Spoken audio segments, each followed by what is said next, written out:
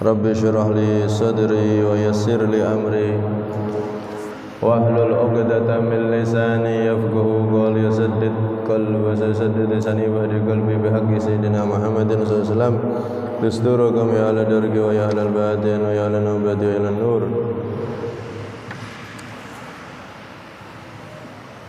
Qala al-musannif radhiyallahu anhu wa nafa'ana bihi fil hadits ats-tsani wa tu'tiyaz zakah.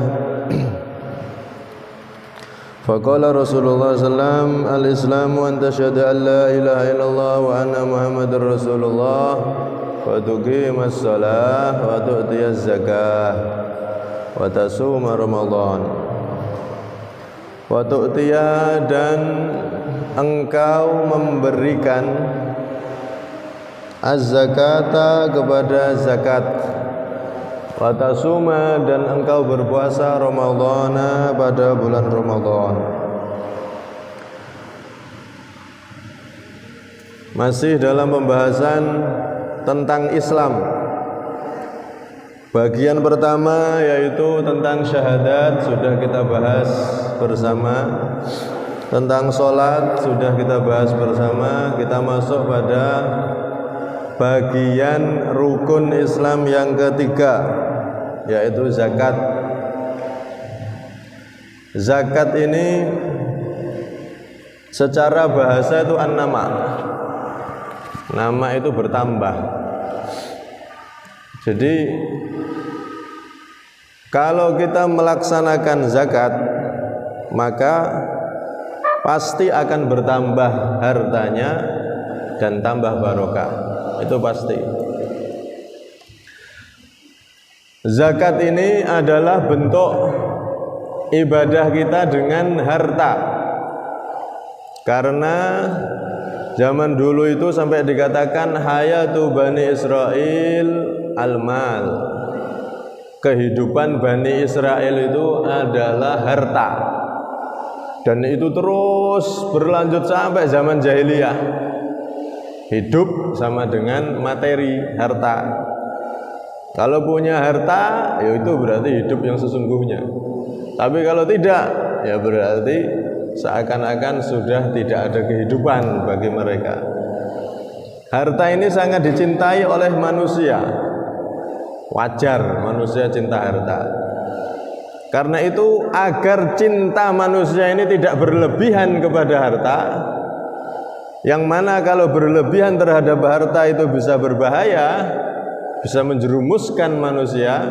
Dan itu sudah terjadi pada kaum-kaum sebelum kita. Orang jahiliyah saking cinta dengan harta, wes tidak peduli sama siapapun. Yang kuat merampas, ngerampok yang lemah, sementing dapat harta. Harta ini paling dicintai.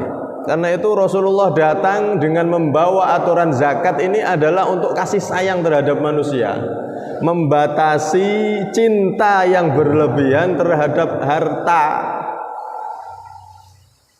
Akhirnya harta keluarkan untuk zakat.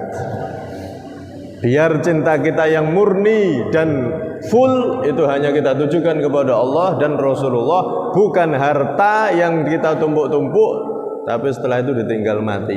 Na'udzubillah min dzalik. Karena itu zakat ini adalah ibadah dengan harta sebagai bentuk kasih sayang dari Nabi agar manusia ini jangan berlarut-larut terus seperti orang-orang Bani Israel, terus seperti orang jahiliyah yang mencintai harta lebih dari segalanya. Na'udzubillah. Saking sayangnya Nabi, kita diatur dengan zakat ini. Nah, zakat ini ada dua macam. Disebutkan dalam hadis ini wa tu'tiyaz zakah, dan engkau memberikan zakat. Kenapa kok memberikan zakat? Karena aslinya bukan hak kita. Zakat itu haknya fakir miskin dan asnaf 8 yang sudah diatur oleh Allah Subhanahu wa taala. Zakat ini ada dua macam. Pertama, zakat badan atau disebut zakat fitrah. Ini sudah kita bahas panjang lebar tentang zakat fitrah. Insya Allah kalau kita umur panjang nanti, semoga umur panjang sehat walafiat, setiap mau datang Ramadan kita akan bahas zakat fitrah sebagaimana kemarin. Nah, itu sudah kita bahas panjang lebar. Kemudian zakat yang kedua adalah zakatul mal, zakat harta. Apakah semua harta itu wajib dizakati? Enggak. Semua harta tidak wajib dizakati, cuman ada beberapa harta saja yang wajib untuk dizakati. Pertama, kita ambil dari logam. Logam yang wajib dizakati itu emas dan perak. Selain emas dan perak tidak wajib dizakati, walaupun lebih mahal dari emas. Apa itu namanya yang lebih mahal dari emas itu? Uranium nomor-nomor itu. Nah, kenapa? Intan, permata dan lain-lain. Lebih mahal dari emas itu tidak wajib dizakati. Yang wajib dizakati cuma perak sama emas. Kenapa? Karena perak dan emas inilah yang dipakai perhiasan oleh manusia kebanyakan. Dan ini yang dilihat oleh orang fakir miskin. Jadi fakir miskin itu kalau lihat orang-orang kaya pakai emas, pakai itu mereka hatinya hancur. Kapan saya bisa beli seperti itu? Disitulah ada zakat, sebab itu yang lumrah dipakai perhiasan oleh manusia. Jadi emas perak.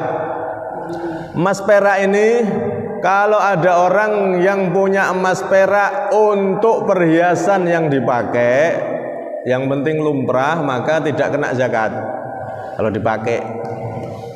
Kalau emas perak yang disimpan atau ditimbun, disimpan, itu nanti kalau sudah genep 1 tahun wajib dizakati kalau memang ada 1 nisab. Nisab itu ukuran tertentu. Kalau emas yaitu 84 gram.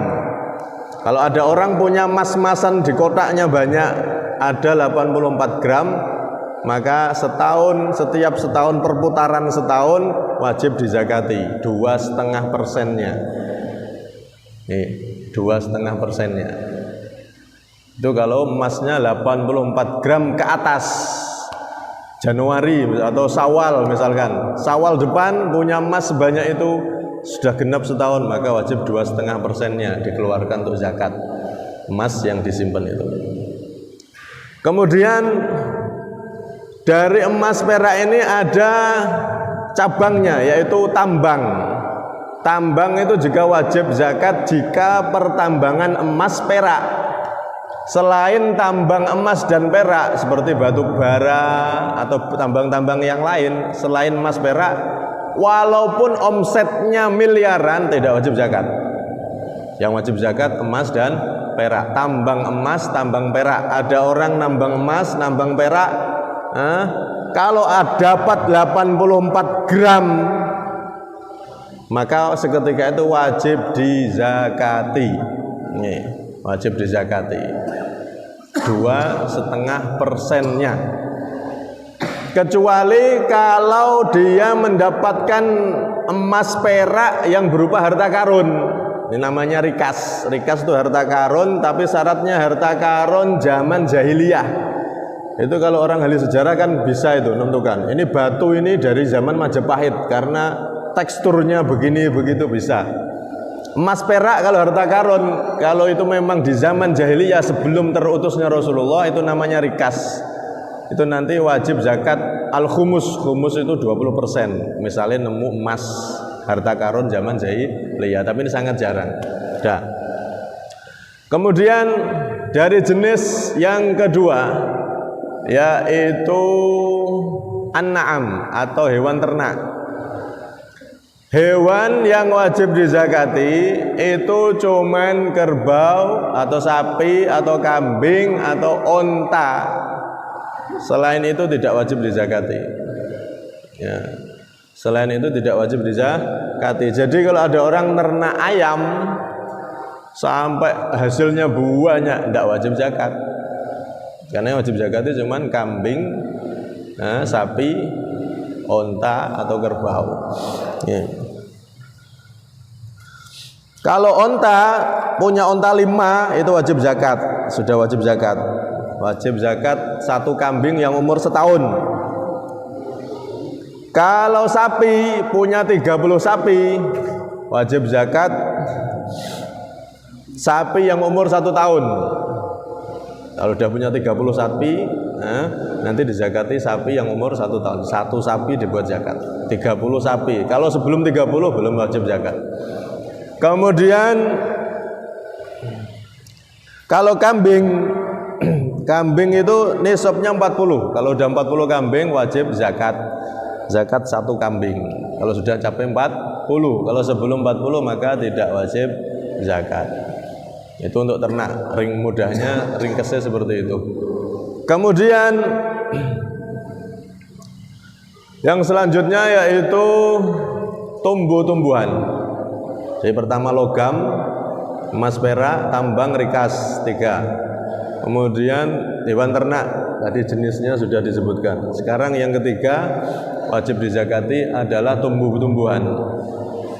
Ini yang perlu diperhatikan. Tumbuh-tumbuhan dalam madhab Imam Asy-Syafi'i itu terbagi menjadi 2. Ada yang disebut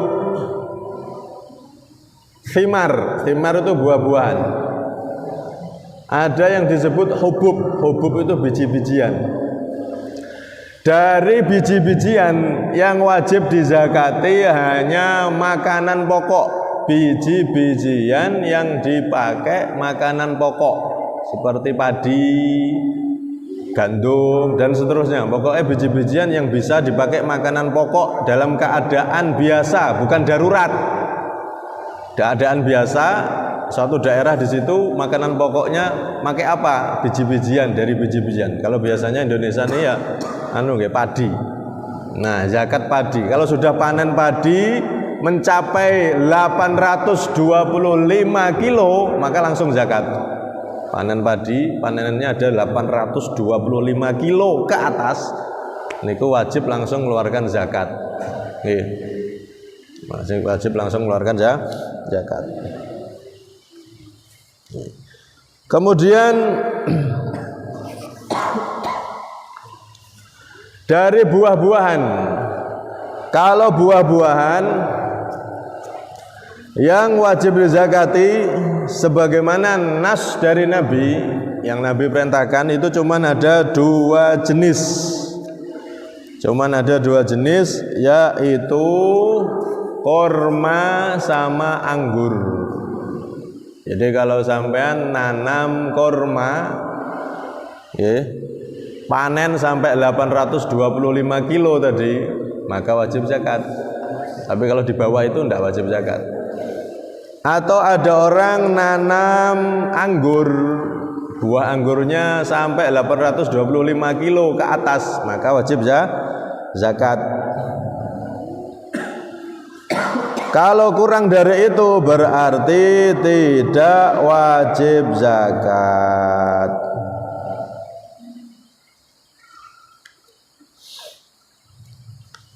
Kemudian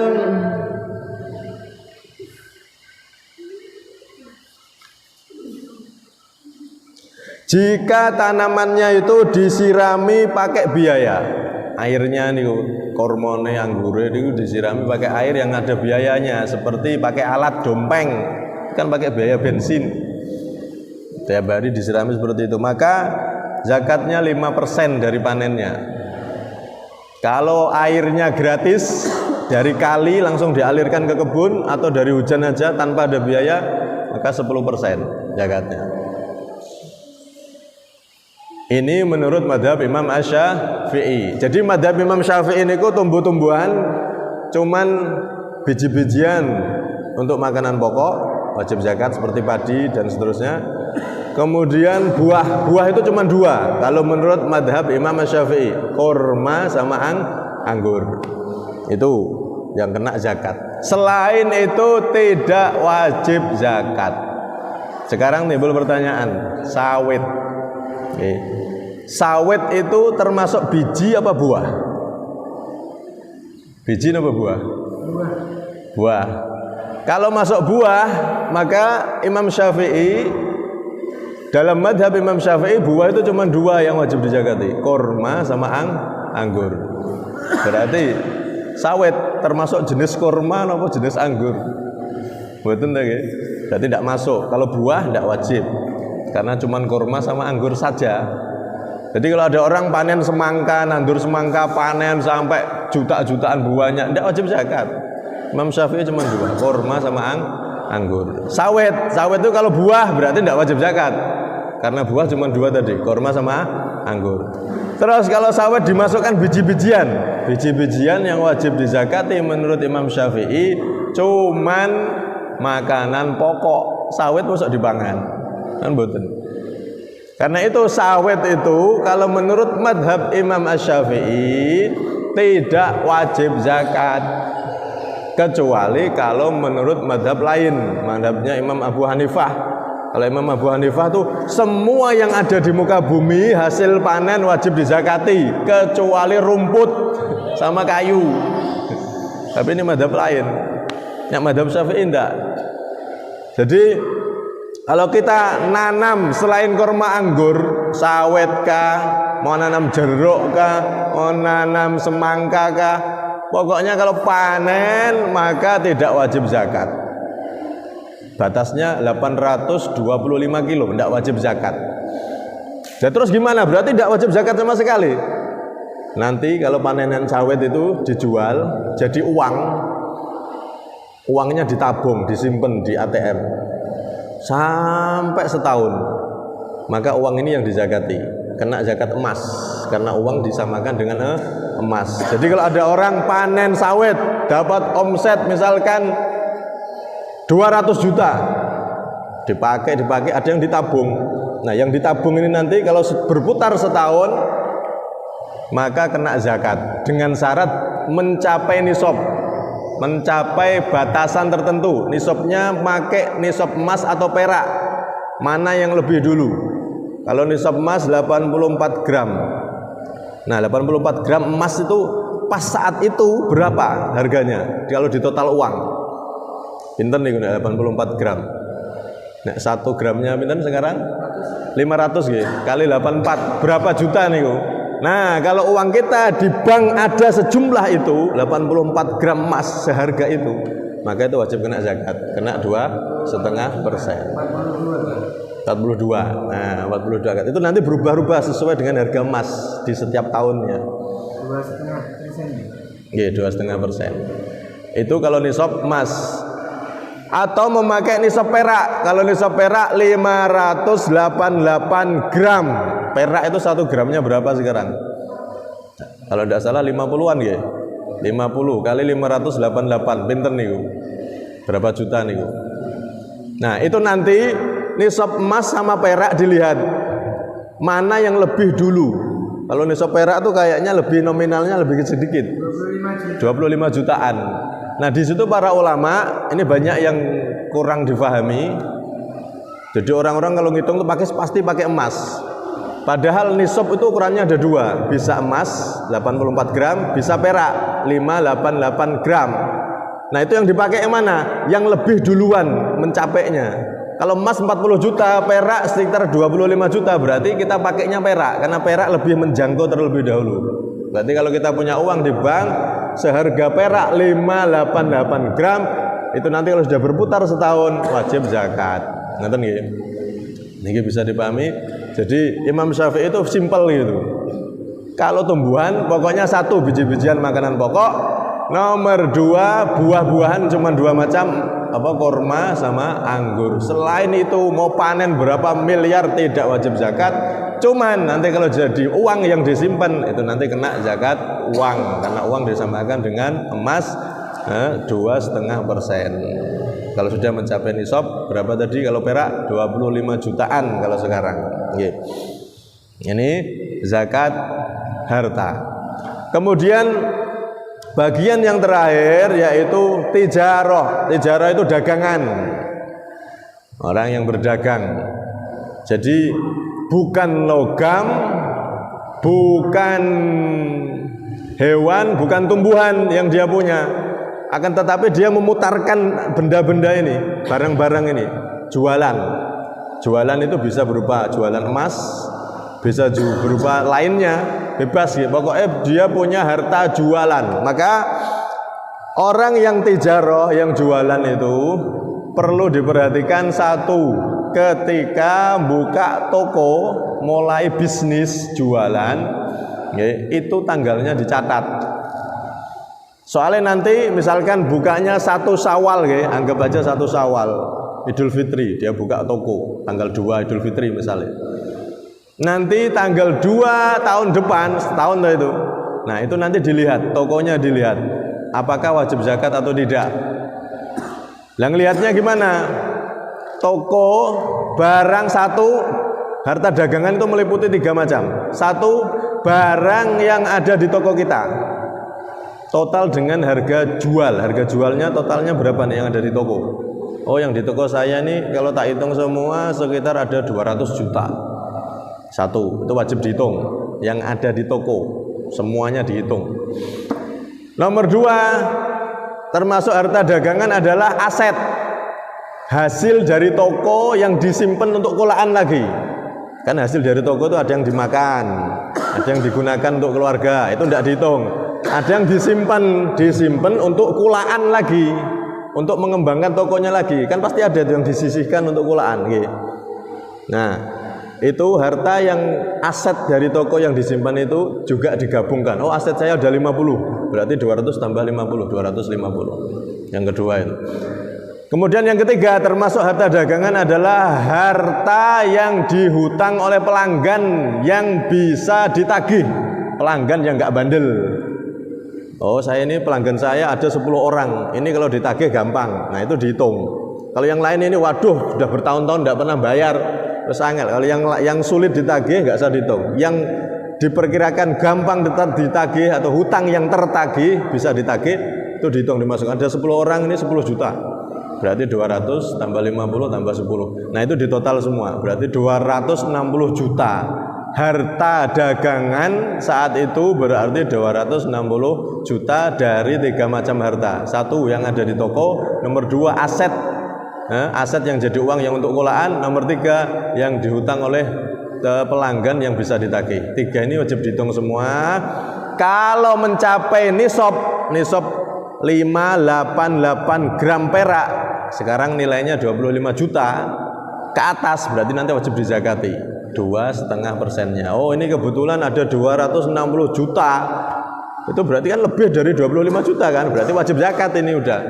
Nah, pas setahun nih wow, 2 Idul Fitri yang depan tadi itu dihitung, kalau ada mencapai 25 ke atas, maka wajib dizakati 2,5%-nya. 260 juta, 2,5% ini berapa? Itu wajib dikeluarkan setelah berputar setahun. Saya ulangi, jadi nek wong jualan niku kedah ngerti ilmu nih. Kadang ada orang itu salah. Oh, saya zakat jualannya kuat tokonya gede. Zakatnya apa? Zakat kalau dapat untungnya aja yang tak zakati. Ngawur itu. Yang namanya harta dagang itu 3. Yang di toko semua wajib ditotal dengan harga jual, bukan harga kulaan loh. Yang di toko ini ditotal dengan harga jual. Nomor 2, uang yang jadi uang yang disimpan untuk kulaan. Nomor 3, yang dihutang orang. 3 ini wajib ditotal semua. Kalau ada 25 juta ke atas atau nisab 588 perak gram tadi itu, maka wajib dizakati 2,5%-nya. Gampang nih. Orang jualan yang teorinya cuma gitu dok. Cuman ini banyak yang nggak paham, banyak yang nggak tahu. Orang jualan udah bertahun-tahun, akhirnya zakatnya keliru. Ada yang bilang oh yang di zakat itu untungnya aja, labanya aja. Yang di toko nggak usah semua, ngawur itu namanya. Wajib harta dagang itu 3 ini tadi. Itu wajib ditotal semua setelah setahun dan dizakati 2,5%-nya. Karena itu kalau zakat ini salah dikeluarkannya itu dengan cara yang salah, akhirnya keberkahannya tidak ada. Hartanya tidak barokah. Kadang dibuat biaya anaknya tidak sesuai dengan keinginannya. Kadang sakit terus, kadang ini karena tidak barokah. Dia mengeluarkan zakat tidak sesuai dengan aturannya, tidak sesuai dengan yang diajarkan oleh Rasulullah SAW melalui para imam-imam kita. Karena itu, dagang ini caranya gitu. 3 macam harta di total, kalau ada nisab 588 gram perak ke atas wajib zakat 2,5%-nya. Itu tentang zakat. Nah, jelas ya. Nah ini zakat kalau dikeluarkan dengan benar maka fungsinya sudah kita terangkan sama-sama kemarin itu sangat luar biasa untuk membentengi dari gangguan umat Islam, gangguan yang diterima umat Islam dengan iming-iming harta. Banyak orang-orang yang kadang itu murtad gara-gara dikasih, keluar ke agama lain gara-gara dikasih harta, diiming-iming harta. Nah, sebetulnya zakat itu untuk itu, menambal ke situ, jihad di situ. Kalau diterapkan dengan benar, masya Allah, zakat itu wakek. Kadang timbul pertanyaan, kalau orang tokonya besar ya apa? Ya dihitung semua. Kalau barang datang sak truk mbak hitung, masuk zakat tidak dihitung.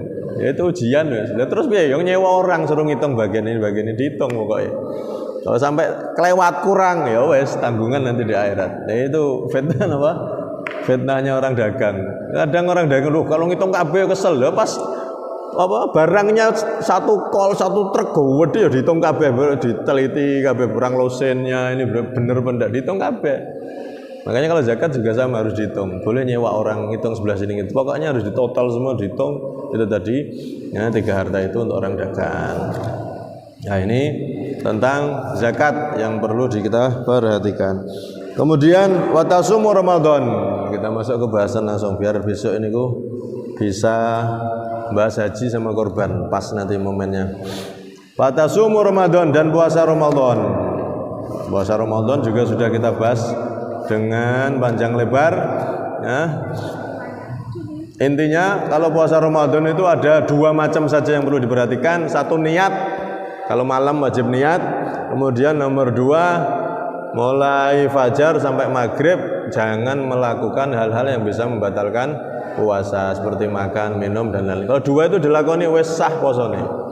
Tapi untuk sempurna mata dijaga, tangan dijaga dan seterusnya ini sudah kita bahas panjang lebar dalam bab puasa. Insya Allah juga setiap tahun kalau dekat dengan puasa kita bahas kembali tentang puasa biar kita ingat lagi. Soalnya poso itu kan ilmu yang dipraktekkan cuma setahun sekali. Nah nanti kita bahas seperti halnya zakat fitrah juga akan kita ulangi terus setiap tahunnya puasa zakat fitrah itu. Oke. Kurang lebihnya itu bisa sampaikan. Assalamualaikum warahmatullahi wabarakatuh. Siril Fatihah. Bismillahirrahmanirrahim.